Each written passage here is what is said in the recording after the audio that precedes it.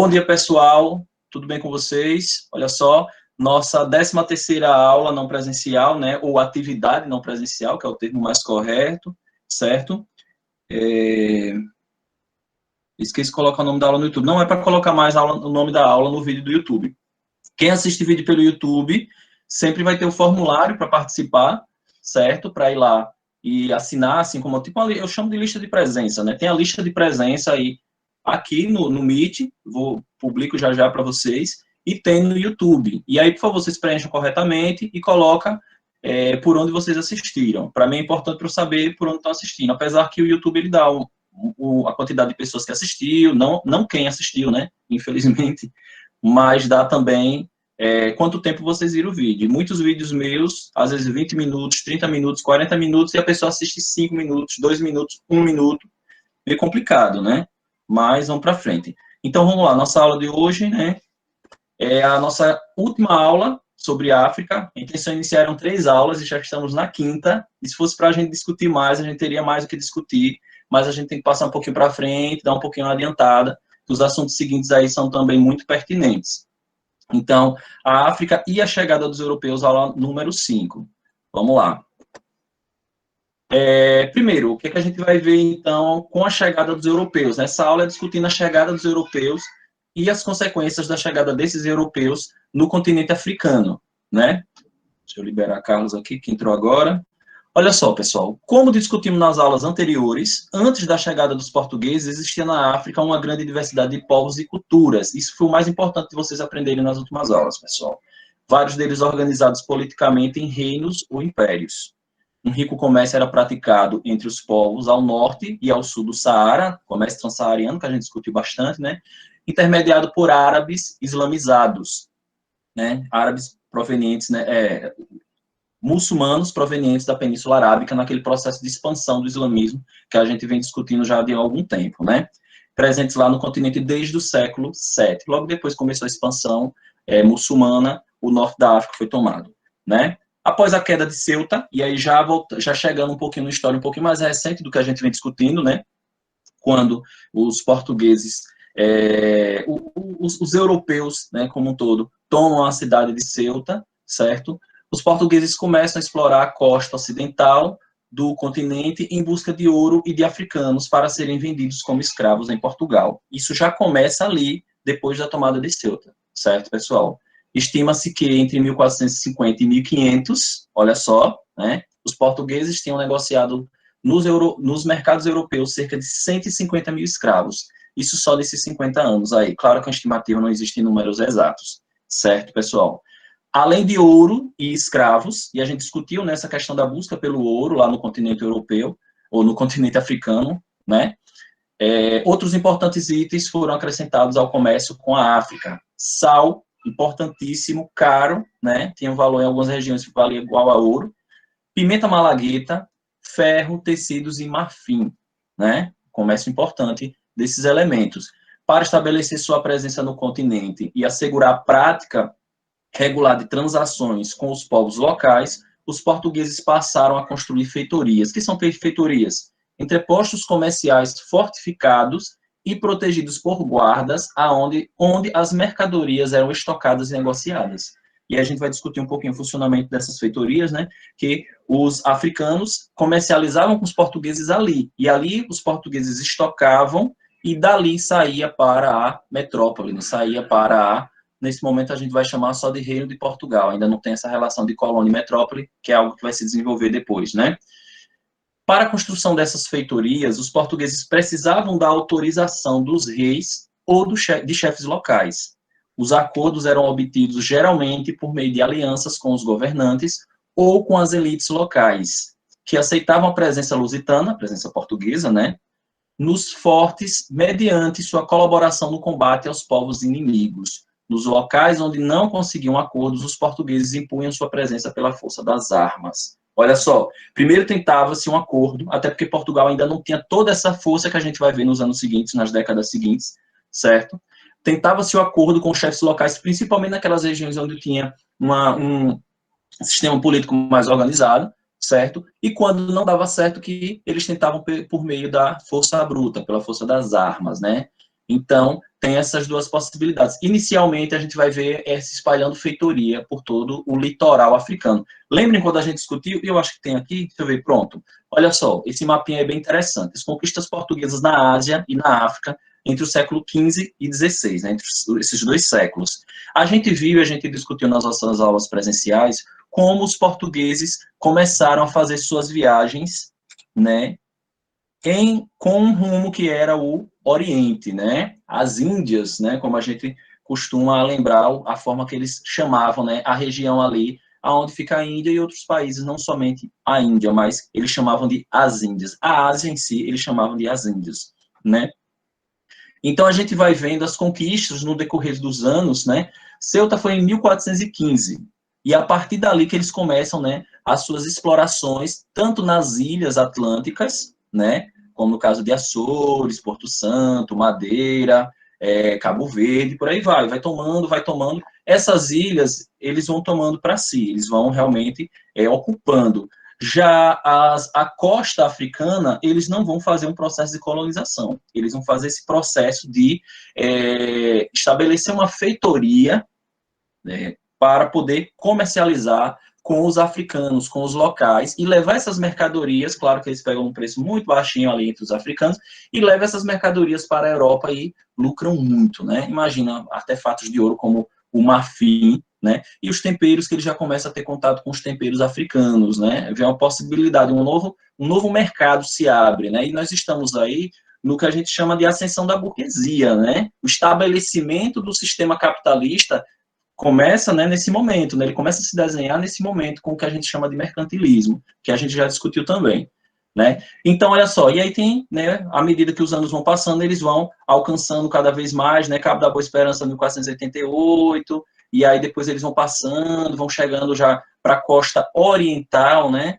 o lado leste da África, vão estabelecendo feitorias, chega na Península Arábica, e aí chega nas Índias, eles chegam até o Japão, né? A gente vai ver que eles vão ter domínios até no Japão, presença portuguesa no Japão, aí no século XVI, certo? Então, à medida que eles vão tendo esses contatos, vão fazendo esse estabelecimento de feitorias, ou mesmo pela força bruta, para poder conseguir mercadorias e aquela mais valiosa, né, que é os escravos, né, humanos escravizados, certo, pessoal? Então, vamos para frente. O sistema de feitorias, pessoal, eu peguei um trecho aí do livro de vocês, páginas 66 e 67, eu não vou fazer a leitura, certo? O que eu queria falar de feitoria é isso que a gente já está falando, a gente vai problematizar um pouquinho mais, mas depois eu peço que vocês façam essa leitura, páginas 66 e 67, porque explica justamente como se deu, né, a formação, como se dava, né, a constituição de uma feitoria e qual era a relação entre portugueses e africanos, né, através dessas feitorias, certo? Tá lá tudo explicadinho, assim, é bem legal, vocês acompanham lá, certo? Mas vamos indo aí. Olha lá, feitorias e comércio, né? As feitorias construídas ao longo da costa foram fundamentais para o comércio luso com os povos africanos. Entretanto, os portugueses não conseguiram penetrar no interior do continente, onde ficavam as fontes de escravos, ouro, marfim e outros produtos. Eles só ficavam nas costas, certo, pessoal? Para obtê-los, dependiam do fornecimento garantido por intermediário dos africanos. É provável que eles não tenham avançado para o interior em razão da resistência dos povos locais, algo que infelizmente a gente não vai se aprofundar, mas que houve sim resistência, houve cooperação, sim, dos reinos, e principalmente para se manterem no poder, eles vão fazer essa parceria, né, essa colaboração com os portugueses, né, vão receber armas em troca, principalmente, né, então, esses povos, eles não vão conseguir adentrar para esses povos, tanto porque já vão se estabelecendo através dessas parcerias, como também muitos povos vão resistir esses invasores, né? Falamos aqui de relações comerciais e tal, mas são povos invasores, que vão desestruturar o continente africano, como a gente vem estudando até agora, certo? Até a segunda metade do século XVII, os portugueses tinham construído uma verdadeira rede de feitorias ao longo de toda a costa africana e no litoral de diversas regiões também da Ásia. Na costa ocidental africana, no lado oeste, no lado de cá, no lado atlântico, né, as principais foram Arquim, 1443, Castelo São Jorge de Minas, 1482, Gorée, 1536, Luanda, 575, Benguela, 1617, Ajudá, 1681 e Bissau, em 1696. Esse mapinha aí que deu trabalho para conseguir, mas vai mostrar justamente aí as regiões onde estão as principais feitorias, certo? As principais, existiam outras, e aí de onde era proveniente algumas das mercadorias comercializadas, né, negociadas nessas feitorias, certo? Vocês veem que a presença no lado atlântico, né, no lado ocidental, é muito maior do que no lado oriental, certo? Mas o lado oriental também vai ter uma relevância muito grande nesse comércio, nessas relações. Essa aí, pessoal, o Castelo São Jorge da Mina, ou Elmina, libera Eduardo aqui, ou Elmina, foi construído lá em Gana, está lá até hoje, né? Construído em 1482. É um dos principais, né? É um castelo, né? Semelhante, por exemplo, ao castelo que nós temos, né? Ou as ruínas do castelo que nós temos lá na Praia do Forte, né? Na Bahia, né? Uma estrutura semelhante, né? Influências arquitetônicas já um pouco diferentes, certo? O castelo, no caso de Garcia Dávila, fica lá na Praia do Forte, por isso que a Praia do Forte se chama Praia do Forte, no caso do Forte e do Garcia Dávila. Um castelo que traz poucas características medievais, algumas ainda presentes, né, como esse castelo, porém já, né, uma estrutura bem diferente do que eram os castelos no final da Idade Média, por exemplo. Vamos para lá para Guiné e Cabo Verde. Guiné e Cabo Verde, deixa eu ver se tem um mapinha aqui. Guiné e Cabo Verde é aqui, pessoal. Cadê a minha canetinha? Aqui, Ilha de Cabo Verde, e Guiné vai ser nessa região aqui, certo? Então, primeiro, essa discussão aí sobre essa região, né? À medida que avançavam em suas viagens pela costa africana, Forte dos Reis Magos, deixa eu ver aqui o Gênesis, Gênesis Rafael, viu, pessoal? Forte dos Reis Magos também é uma estrutura semelhante, sim, Gênesis. O Forte dos Reis Magos, ele vai ter Rio Grande do Norte, se eu não me engano, né? Você me corrija se eu estiver errado, viu? Eu sempre misturo um pouquinho os locais. O Forte dos Reis Magos, ele tem mais uma característica militar, certo? Ele traz também, você vê que a semelhança é de lá, né? Rio Grande do Norte, perfeito. Então, a gente vai ter feitorias aqui no Brasil também. No caso do Forte dos Reis Magos, ele tem característica mais militar mesmo. Não era para comércio, certo? Você vai ter feitorias mais na Bahia e no Rio de Janeiro. São as principais feitorias que a gente vai ter dos portugueses aqui no Brasil, no período do início da colônia, tá? À medida que eles avançavam pela costa africana, os portugueses iniciaram a conquista e a exploração da África Ocidental, que é o lado atlântico, né? Eles alcançaram a Guiné em 1446 e provavelmente em 1460 chegaram às ilhas de Cabo Verde. Nas feitorias de Guiné e Cabo Verde, os portugueses adquiriram ouro, marfim, pimenta malagueta, corantes e principalmente escravos. Em troca, os comerciantes lusos ofereciam trigo, tecidos, armas, ferramentas, entre outros produtos. Cada um dá o que tem, né? São as mercadorias que eles tinham interesse no continente africano, ao tempo em que os africanos vão buscar também aquilo que eles tinham interesse. E, por exemplo, a questão das armas vai ser fundamental, né? Porque os africanos, e a gente vai discutir isso, né? Porque os africanos comercializavam outros africanos. Já vão pensando nisso, porque a resposta é muito clara, né? Mas também o interesse de armas para dominar, né, os povos inimigos, tá? Inicialmente, a coroa portuguesa, né, o Reino de Portugal, não tinha recursos para assumir a ocupação desses territórios que ficavam expostos a ataques estrangeiros. Não só, Rafael Neves, por causa do comércio. Tem outra questão aí que vão levar. Perfeito, Pablo. Você foi espetacular, Pablo, porque eram povos diferentes. A gente vai aprofundar já já isso aí. Então, como eles ficavam expostos a ataques estrangeiros, né, a presença portuguesa nessas regiões, o rei adotou, então, lá nas Ilhas de Cabo Verde, o sistema de capitanias hereditárias, que a gente já vai discutir quando estiver falando um pouco de colonização aqui no Brasil, né, que a gente ainda vai começar essa temática, certo? E aí, a gente aprofunda quando estiver falando do Brasil, mas já sabem que foi a primeira experiência de capitanias hereditárias dos portugueses lá em Cabo Verde. Com esse sistema, a coroa dividia o território em grandes lotes de terra, que eram distribuídos aos donatários. Eles assumiam os custos com a colonização e a proteção da colônia contra invasores, os donatários. Nas capitanias criadas na África Atlântica, os donatários assumiam o exercício da justiça, encarregavam-se da cobrança dos impostos e podiam doar sesmarias para estimular a fixação portuguesa no território. Aquelas terras que estavam ainda sem uso, sem ocupação, eles distribuíam, né? A gente vai chamar de sesmarias, para algumas pessoas ligadas a eles, para poder ir ocupando e se estabelecendo a presença portuguesa. Onde foi que eu parei, meu Deus? Pronto, nessas terras os portugueses iniciaram o cultivo de cana-de-açúcar. Olha aí, a experiência da cana-de-açúcar começa lá em Cabo Verde.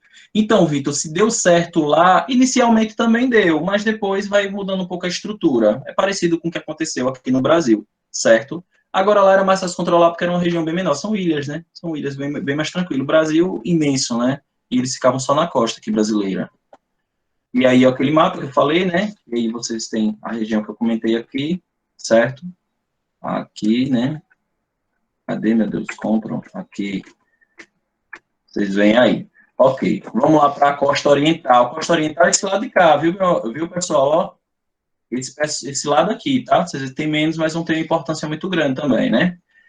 Na costa oriental africana, aliás, deixa eu só ver o que o Felipe está dizendo aqui. Professor, o senhor acha que caso a África não fosse invadida e explorada, ela ia ser mais ou menos desenvolvida? Felipe, é certo que ela seria super desenvolvida. A riqueza do continente africano é absurda. E o continente africano, a gente está discutindo aqui justamente o início do saque praticado, né? O genocídio, o saque, a invasão, que foi praticado no continente africano, entendeu? E isso não se deu só nesse período que a gente chama de colonização. A gente lá no terceiro ano vai estudar a neocolonização, o imperialismo, onde o que tinha de África, né, na mão dos africanos, completamente tomado e destruído pelas nações europeias, certo? Então, seria absurdamente desenvolvida, tem uma potência muito maior do que a Europa. A gente já estudou tanto a Europa, né, vê que a Europa é tão pequena, tão pobre, né, comparado às riquezas naturais de continentes como a África ou continentes como a América, né? A Europa só é super desenvolvida porque ela saqueou o continente africano, principalmente o continente americano, esses dois continentes, principalmente. A riqueza brasileira você encontra hoje na coroa de Elizabeth II, por exemplo. Entendeu? Simbolicamente falando, né? Não vou dizer que é de certeza que o ouro da coroa dela seja brasileiro, mas é muito provável. Deixa eu ver só mais os comentários aqui. Possivelmente, né, Rafael, a Aymar concorda comigo que seria extremamente desenvolvida. Eduarda, professor, isso que Felipe falou, que o senhor respondeu, o Brasil, isso também aconteceria. Eduardo, eu tenho plena certeza. O da África, a gente pode aplicar, sim, ao Brasil. A África seria, eu acredito que seria mais desenvolvida porque ela já tem estabelecido, né, diversos reinos e impérios, como a gente já vem discutindo, né, da antiguidade, inclusive, né, diversos reinos e impérios já na antiguidade. Então, eu acho, e é pela questão de lógica, nós teríamos um grande desenvolvimento, sim, não igual ao africano, mas seríamos absurdamente desenvolvidos, até porque o Brasil, até hoje, é uma das regiões de maior riquezas naturais do planeta, né? Por isso que eu acredito que seríamos, sim, muito desenvolvidos. Rafael, mesmo com a seca do Saara, Rafael, o Saara é um pedaço da África, né? É um pedaço pequeno, né? Comparado, é grande, vamos dizer, ok, é grande, mas assim, a riqueza do sul, da região do Sahel para baixo é absurda, entendeu? E no próprio Saara também tem muitas riquezas minerais. Aymar, eu tenho raiva dos europeus também, tá? Eles saquearam o mundo inteiro, né? A gente vai ver, quando estudarmos imperialismo, se vocês não estudaram ainda ou não se recordam lá no nono ano, no imperialismo vai ser todo esse processo de colonização, só que no final do século XIX, início do século XX. Tem países que até hoje ainda são dependentes, né? São pertencentes à coroa inglesa, por exemplo, entendeu? A Europa nem a gente, né, Larissa? Felipe, pelo menos naquela época, né, Brenda? Ou seja, a dependente da história é a Europa, com certeza. A Europa era como chama, a periferia do mundo no início da antiguidade. Né? As grandes civilizações surgiram aonde? No Crescente Fértil, Oriente Médio e Nordeste Africano. E Ásia, né, que a gente estudou. As primeiras grandes civilizações se estabeleceram lá, entendeu? A Europa era a periferia do mundo. Será que o Brasil seria um dos países de primeiro mundo, Maria Nascimento dizendo? Vamos classificar assim, né? Seria, sim, um país de primeiro mundo. Seria um país, nos termos de hoje, né? Um país desenvolvido, certo? A África é um continente, pô, exatamente. E alguém falou África como país? Foi a Mar. Eu estava vendo imperialismo ontem. Que legal, Rafael, muito bem. Da Ásia, né, Felipe? Sim. Brenda, nadava no coco. Não entendi. Rafael, seria. Victor Santos, o senhor acha que os colonizadores só trouxeram desvantagens para os países que eles colonizaram? Olha só que pergunta legal, né, Victor? Sim. O que foi que eles fizeram, Victor? Eles saquearam, eles roubaram, eles mataram, eles estupraram, eles destruíram, certo? Ah, nós tivemos um acréscimo cultural importante e interessante? Tivemos sim. Mas o que eles fizeram? Saquearam e mataram, entendeu? Então, assim, isso mesmo, Brenda, agora eu entendi. Foi isso que eles fizeram com a África, com a Ásia e com a América, entendeu? Eles saquearam. Se fosse para contribuir, eles poderiam contribuir, mas dessa forma, praticando etnocídio, praticando genocídio, matando, perseguindo, por N motivos, criava-se um motivo para matar a população de algumas regiões, entendeu? Sim, a colonização não é a gente fala muito colonização. Eu tinha uma aluna no passado que até acabou se tornando minha amiga, que quando eu falava o processo de colonização, o processo de ocupação, ela sempre dizia, professor, o processo de invasão e de etnocídio, processo de destruição. E realmente colonização é isso, gente. Colonização não é uma palavra boa, colonização é uma palavra ruim, entendeu? Vamos mais, pronto. A Europa nadava no cocôzinho mesmo, viu, Brenda? Verdade, se achava top, né, das galáxias. Vamos lá para a costa oriental africana, tá? Ó, tá vendo que a aula mais longa a gente tem direito a se divertir um pouquinho mais, né? A gente tem o quê? Mais meia hora, né? Beleza. Na costa africana oriental, né, na costa oriental africana banhada pelo Oceano Índico, era forte a presença de árabes, indianos e chineses. Já existiam essas presenças lá, né? Árabes a gente já sabia, né? A gente já vem discutindo como os árabes, né, e a religião muçulmana foi se espalhando por praticamente toda a África, né? Com os quais as sociedades locais mantinham, havia séculos com os quais as sociedades locais mantinham, havia séculos importantes relações comerciais. Essa frase botou, eu não entendi porque deixei assim. Culturais e políticos. Já existiam essas relações, né? Culturais, comerciais, políticas, já existia essa troca cultural aí há muito tempo, tá? A convivência pacífica que marcou as relações entre os povos africanos e esses miradores se transformou em violência com a chegada dos europeus. Europeu chegou, né, inicialmente foram os portugueses, português chegou, o negócio desandou, certo? Desestruturou em todo o continente africano, até onde já existiam relações com outros povos, com outras regiões, né? Países com regiões asiáticas eles tinham, com árabes, né? Mas a presença portuguesa desestruturou tudo. Em Mombasa, por exemplo, os portugueses saquearam navios mercantes árabes desarmados e por isso foram hostilizados pela população. A população não gostou, disse, pô, tá atacando um navio desarmado, um navio que está aqui comercializando com a gente, na paz, na boa, brother, e vocês estão vindo aqui saquear, estão vindo aqui perturbar nossa amizade, entendeu? Embaçou. Em Melinde, a presença portuguesa no comércio local só foi garantida graças a uma aliança com o sultão. Ele era mais poderoso, né? Tem alguém aí na área para falar, hein? Quem abriu o áudio aí? Alguém tá com o áudio aberto, viu, pessoal? Tô ouvindo um grilinho aqui. Nessa região da África Oriental, as principais feitorias construídas pelos portugueses foram de Sofala, em 1505, e Moçambique. Olha Moçambique lá que fala português, né? 1507. E aí tem uma gravura, né, do reino de Sofala na costa oriental da África, onde portugueses construíram um forte. Essa gravura é de 1575, né? Seria aí o reino, né? Cadê? O sultão, né? Em cima do seu elefante, né? E aí os seus compatriotas, né? Alguns nativos, e você vê que tem tipo um conflito acontecendo aí, né? Portugueses, né? Tá tudo misturado. Você vê que tem pessoas com características árabes, assim como o sultão, né? Então você vê que tem uma diversidade grande aí de povos nessa mesma imagem, né? Deixa eu ver quem foi que falou mais aqui. Natan falando aí que os europeus fedem, eu não sei, Natan, não conheço, eu nunca fui na Europa, infelizmente. A gente discutiu essa questão, né, da sujeira da Europa, né? Eu vi a postagem, Sara falando, eu vi a postagem falando que o Brasil nasceu do estupro, não só o Brasil. E nunca tinha parado para pensar, mas é realmente isso, realmente, caixa alta, pode botar grandão mesmo, viu, Sara? O Brasil, porque o que é o Brasil, pessoal? O Brasil não é Pindorama.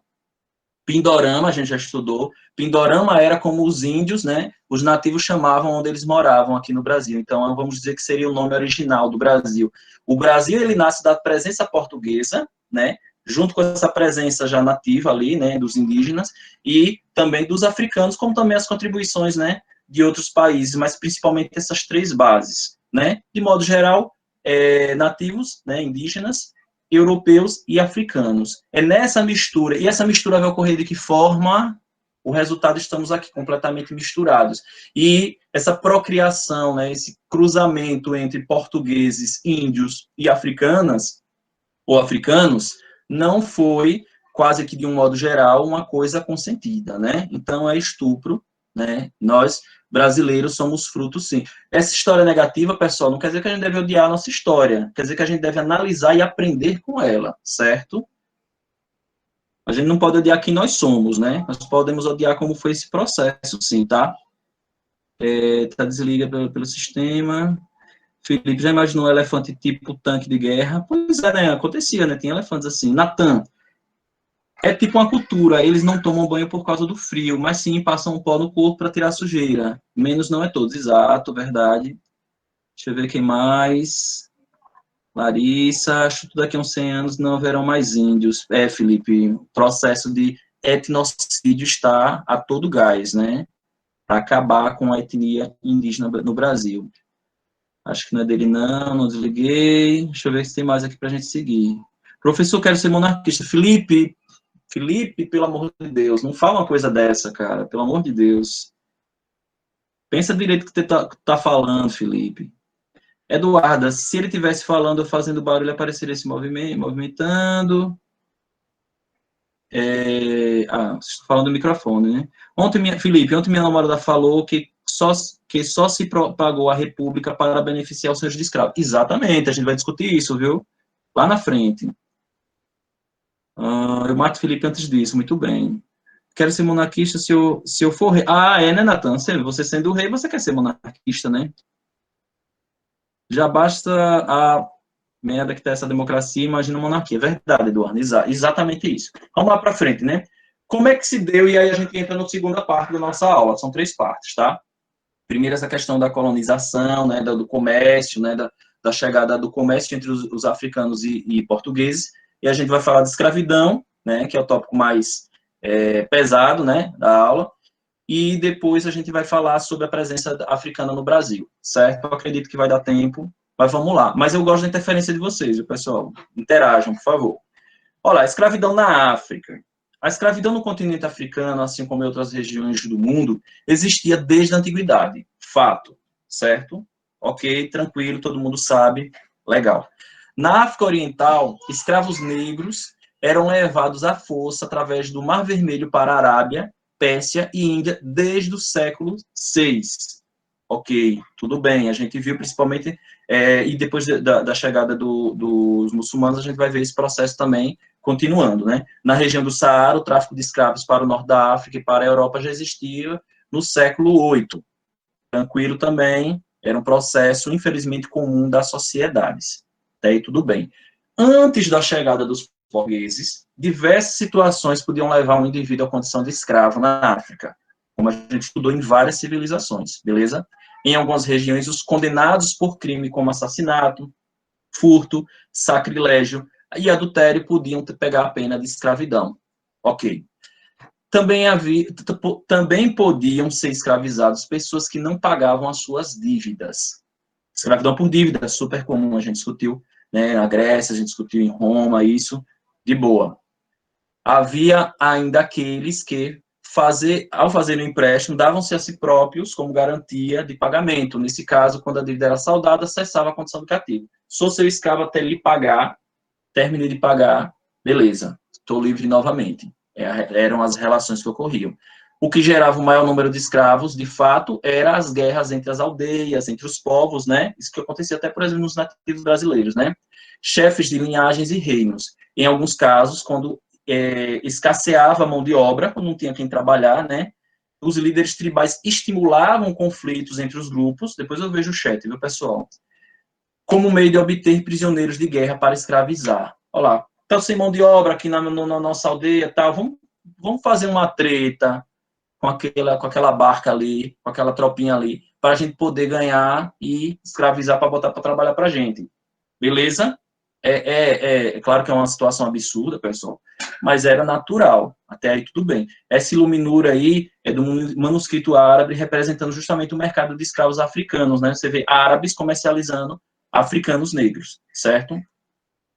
E aí começou o quê, pessoal, com os portugueses? O tráfico negreiro. Deixa eu ver aqui o chat, tá?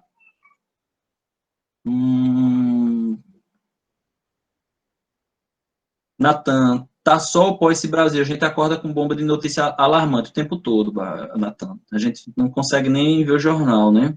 Felipe, a experiência do Brasil é a próxima geração, se falharmos nessa. A próxima geração depende de nós, né? Quem critica, por exemplo, a geração atual, esses jovens de hoje, quem foi que educou os jovens de hoje?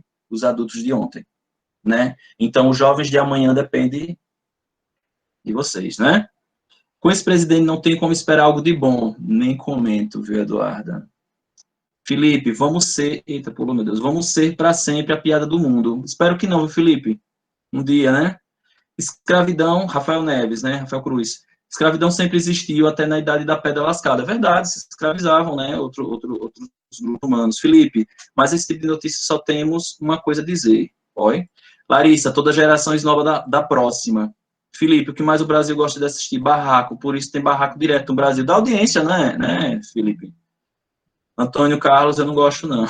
Vamos seguir, então. Tráfico negreiro começou, né? Começou o comércio agora de escravos em larga escala. Nos reinos e estados africanos, onde havia um poder mais centralizado, né? Os reinos mais estabelecidos, como a gente estudou, como os reinos de Congo e Benin, a escravidão era mais complexa e praticada em maior escala. Neles, ali, ainda sem interferência dos portugueses.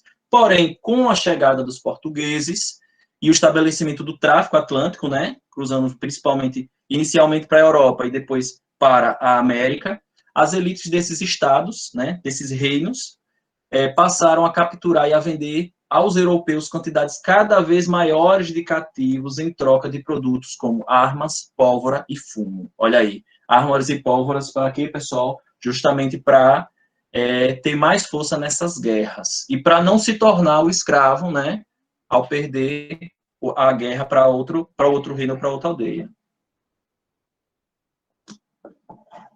Com a chegada dos portugueses, os tráficos, e aí eu sublinhei, né, pessoal? Vamos lá. O tráfico de escravos tornou-se, a partir de então, uma atividade altamente rentável, uma vez que os mercadores europeus obtinham muitos lucros com a venda dos trabalhadores escravos nas colônias americanas. Olha aí, né? Então, aqui a gente já vê, né, que aquela característica, acho que foi Felipe que tinha dito, de o tráfico negreiro, né, o tráfico de seres humanos escravizados ser algo absurdamente bom para o comércio, né? Então, primeiro ponto, sim, o comércio vai favorecer esse processo. E aí a gente já vê um novo sentido para a escravidão. Olha só, no início os portugueses capturavam africanos por meio da caça direta, certo? Eles tentavam caçar os africanos, invadindo suas aldeias, tal, principalmente quem estava ali pelo litoral.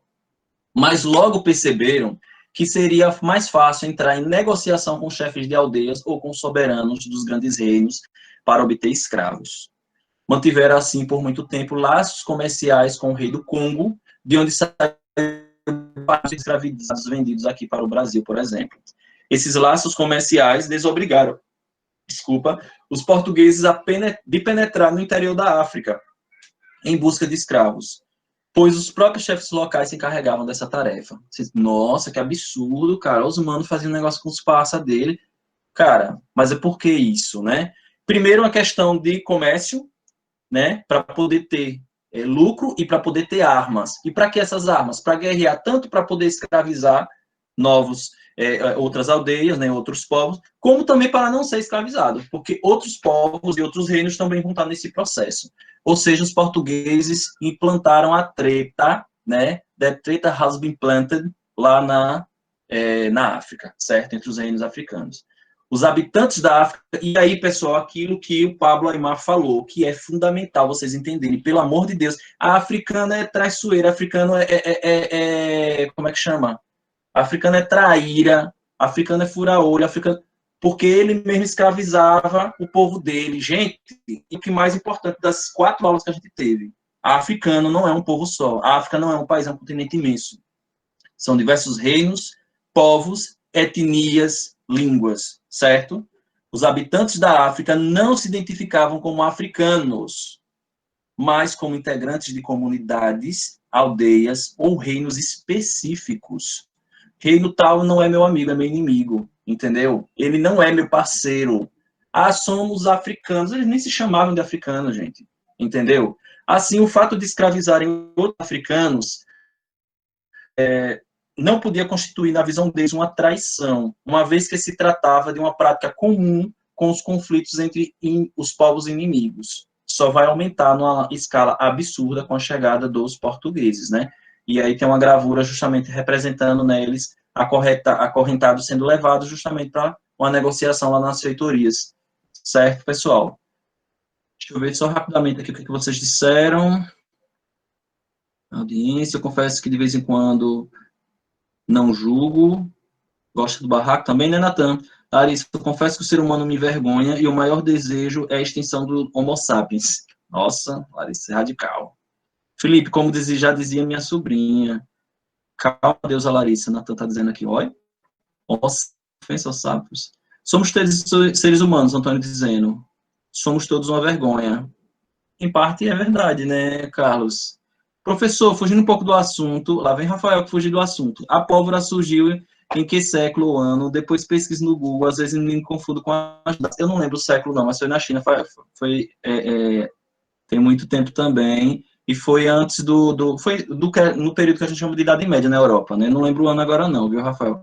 Natan, engraçado, eu pensava, eu tenho direito eu sei pronto, era como se fosse uma pedra, porque até os animais conseguiriam ser tratados bem naquela época, e às vezes até hoje, com certeza, Natan. Surgiu na China, Felipe, são os vergonhas de profissão, né, Rafael? Aymar, os portugueses fermentaram tretas entre as tribos e assim eles conseguiam deixá-las mais fortes. Exatamente, Aymar. Larissa, aí, Natan, a gente faz muita coisa desnecessária e maléfica para absolutamente nada, destruímos a vida uns dos outros e ainda nos dizemos racionais. PQP, eu quero a ascensão dos bichinhos, né? Natan, eu também, tenho 6 gatos, 6 cachorros. Africanos. Vitor, africanos tinham conhecimento com navegação só nas costas, viu, Vitor? E nos rios, né? Rafael, isso daria uma bela discussão, né? Com certeza, cara. Eu quero as espadas de volta, João, foi na época das dinastias. Vamos para frente, então, o impacto, pessoal. Qual foi a consequência disso tudo, né? O primeiro efeito do tráfico transatlântico foi uma queda acentuada no crescimento demográfico no continente africano. Caiu a população, né, literalmente, o que resultou no declínio da atividade econômica nas áreas que perderam a população. As pessoas saudáveis estavam sendo escravizadas ou mortas. Faltou gente para trabalhar, entendeu? Atividade econômica, ó, pro buraco. Outra consequência foi estimular os reinos e as sociedades exportadoras de escravos a voltarem-se para o tráfico. Eles tinham as atividades comerciais deles. Sempre tiveram. Eles tinham a sobrevivência deles. A gente discutiu isso longamente. Mas agora eles têm uma coisinha que dá mais dinheiro. Tem uma treta que também é necessária para se proteger, infelizmente, né? Então, eles se voltam para o tráfico. É a coisa mais rentável, entendeu? Algumas regiões que antes só obtinham escravos por meio de conflitos retomaram antigas tretas, né? Ou criaram novas tretas para obter prisioneiros de guerra e vendê-los aos europeus, aquilo que a Aimar estava dizendo. As guerras foram ainda incrementadas pelas armas de fogo fornecidas pelos portugueses, transformando economias antes voltadas para a agricultura, artesanato, comércio em sociedades organizadas para a guerra, com o fim de que escravizar os nossos irmãos e os nossos ancestrais. Certo, pessoal? Olha que imagem pesada, né, gente? Chega a arrepia, velho. Saiu um Zanzibar escravizado lá em 1890, certo?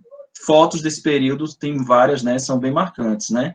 Nos reinos e nas regiões onde o comércio de escravos com os europeus tornou-se atividade central, surgiu uma elite militar voltada para a guerra. Ao mesmo tempo, o modelo de escravidão introduzido pelos europeus, desenvolvido em grande escala e voltado para o lucro, impactou a escravidão tradicional praticada na África, transformando também o escravo interno em um bem comercializável e com menores possibilidades de integração na sociedade. Tudo isso contribuiu para desorganizar a economia e a vida no continente africano ao longo dos séculos, com consequências presentes até a atualidade, principalmente, né, porque a gente vai ver um processo semelhante ocorrendo, não de escravização, né, ou de escravidão, mas um processo semelhante no caso de tomar as riquezas naturais, né, e os territórios, né, a soberania desses povos no processo que a gente vai chamar de imperialismo, certo? A gente ainda vai estudar.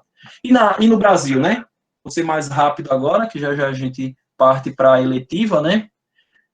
Os costumes e conhecimentos da África subsaariana chegaram ao Brasil trazidos por africanos que foram retirados à força de sua terra para trabalhar na América em condição de escravos.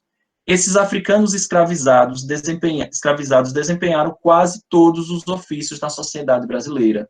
Nas cidades foram pedreiros, marceneiros, escultores, vendedores. Nos campos, é quem trabalhava, né, gente? Nos campos foram lavradores, boiadeiros, tropeiros. No interior das casas foram cozinheiras, amas secas, engomadeiras.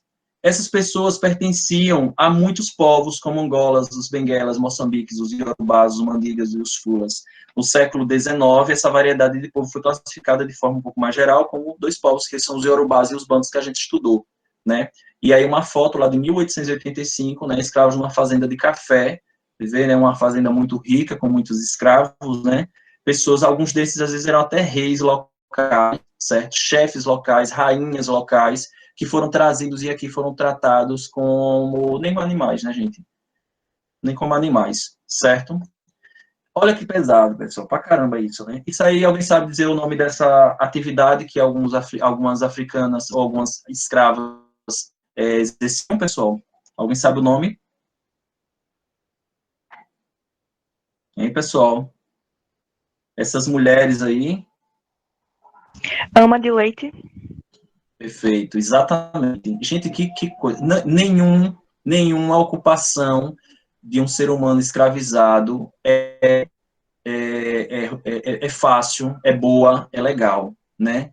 Mas eu peguei esse exemplo porque, imagina, a mulher que teve seu filho, o seu filho geralmente é arrancado, ela é comercializada, certo? E para dar mama para o filho da dona dela, né? Então, você percebe em alguns olhares, mais que em outros, a dor, né? A dor é pesada, de você não cuidar do seu filho para cuidar da filha de outra pessoa, do filho de outra pessoa. Né? E são algumas das muitas fotos que você vai ver dessa ocupação que muitas escravas vivenciaram durante toda a colônia. Até porque mamar não é fácil, ou dar de mamar, na verdade, não é fácil. E as senhorinhas não queriam se desgastar dando a mama, então contratavam, eu ia até colocar anúncios, aí, diversos anúncios de jornais do século XIX, oferecendo escravos, dizendo, ofereça escravo de 16 anos, ama de leite, com ou sem o filho, vai de acordo com a negociação que a pessoa vai fazer. Pesado, né, gente? Muito pesado isso, gente. E aí, por fim, a cultura afro-brasileira, muitos desses costumes vão vir para cá, né? Algum caso vai se dar língua. Essas regiões aí, pessoal, são as principais regiões que a gente vai ter de vinda de escravos para o Brasil, certo? São essas as principais regiões dos nossos ancestrais, eles vieram dessas regiões, certo? E a língua brasileira, a língua portuguesa vai sofrer uma influência tão grande que a gente vai chamar de luso-bundo-guarani. O nosso português não é o português de Portugal, não é o português de Moçambique, de outras regiões. O nosso português é um português chamado luso-bundo-guarani, por causa dessa influência, tanto africana, que vão classificar de modo geral como bundo, e guarani, a língua local, certo? Eu não sei se dá tempo de... Não vou poder botar esse vídeo, depois vocês assistem, tá, pessoal? É um videozinho de 8 minutos, acho que 4 minutos, falando sobre essa influência. Eu vou colocar lá, depois vocês veem, certo? Eu ponho no final do vídeo também no YouTube. África no Brasil, então já finalizando, tá, pessoal? A presença africana na cultura brasileira é observada em hábitos de contar histórias às crianças, no axé music, né? Tão bom, tão legal, tão gostoso. Nas devoções dos santos católicos mais populares, que vão ter aquele processo de sincretismo, né? Como Nossa Senhora do Rosário, São Benedito, né? São representados como negros, né? Nos orixás do candomblé, nas entidades da Umbanda, né? Em algumas festas populares, como os congos, moçambiques e jongos. A gente da cidade não vê muito isso, mas no interior é muito presente, né? Em algumas regiões do Brasil. Em formas de organização social encontradas em comunidades remanescentes de quilombos, né? Baseadas na ajuda entre parentes e mutirões, aquela questão de uma comunidade familiar, né? Em nossa culinária, como a canjica, o acarajé, o vatapá. Aí você vê o carnaval totalmente influenciado pela cultura africana, né? Ó, só para deixar vocês com um pouquinho de água na boca, né? Então, um dos exemplos, né? Eu particularmente venero, tá? Desculpe não estar acompanhando mais o chat, viu, pessoal? Porque realmente o tempo já está estourando. O acarajé, né, pessoal? Uma delícia. Dentre tantas comidas de origem da cultura, dessa mistura cultural afro-brasileira, né? O acarajé é um dos símbolos, né? E eu adoro, venero e acho acima de muitos outros alimentos que a gente pode encontrar em qualquer lugar do mundo. As fontes utilizadas aí, pessoal, eu vou deixar um mini simulado do Google Classroom, certo? Eu acho que só coloco amanhã, viu, pessoal, hoje, porque eu só vou botar depois da gente, depois de eu conseguir colocar essa aula lá no YouTube. Aí eu coloco junto, para quem só vê pelo YouTube não reclamar, entendeu? Aí a lista de chamada, pessoal, eu vou ver no chat, enquanto isso vocês podem comentar alguma coisa aí, só para a gente finalizar. Professor, vai precisar ainda me ajudar a resolver problemas importantes. Ah, tá certo, a Amanda teve que sair. Será que essas crianças... Natan, será que as crianças se apegavam às amas de leite? Sim, Natan, se apegavam. Se apegavam, sim. Porém, deixa eu até deixar lá naquela imagem, que eu acho que é bem importante. Deixa eu pegar por aqui. Elas se apegavam, mas quando cresciam, isso mudava muito, certo? As escravas, muitas delas tratavam muito bem, acolhiam e criavam uma relação, realmente, um vínculo pessoal. É um processo semelhante, pessoal, ao que você vê com as empregadas domésticas, que antigamente era mais comum, hoje é menos, né, que viviam com a família. E o pessoal dizia, é da família, é da família. Ah, não, a empregada, ela não é minha empregada, ela é minha parente. Mas na hora do vamos ver, na hora do aperto, na hora da necessidade, ó, de lado. Quem assistiu A Que Horas Ela Volta, né? Não é uma negra, né? Esqueci o nome da atriz agora, mas ela é bem simbólico. É o que acontece, né, com as populações mais pobres e que acontecia com as escravas, certo? Elas eram criadas dentro da família, alguns tinham um tratamento legal e tal, mas a imensa maioria era tratada realmente como lixo, né, como um objeto, certo? Eles não se sentiam ofendidos por ter seu filho branco sendo amamentado por um negro. Existia uma rejeição, sim. Não gostavam muito da ideia, não. Mas faziam. Felipe, como Felipe e lá dizendo que não se apegavam, né? Enquanto era criança, estava ok, né? Não todas, claro, né? Mas quando crescia, né? Eduardo, isso é meio bizarro, porque isso é algo saudável de se fazer. Como elas não ficavam doentes por não amamentar aos filhos? Eles não estavam preocupados com a saúde dessas mulheres, né? E aquelas que lidavam bem com essa situação eram mais valorizadas, algumas eram até bem tratadas por serem boas amas de leite, né? Poder dar muita mama e tal. Pessoal, eu não vou poder concluir aqui o que vocês falaram, tá? As coisas todas, né? Vocês falaram aí de filme e tudo, foi Regina Casé, exatamente. Eu vou ter que finalizar, porque a gente já vai começar agora a eletiva na outra sala. Quem for da eletiva pode ir para lá, certo?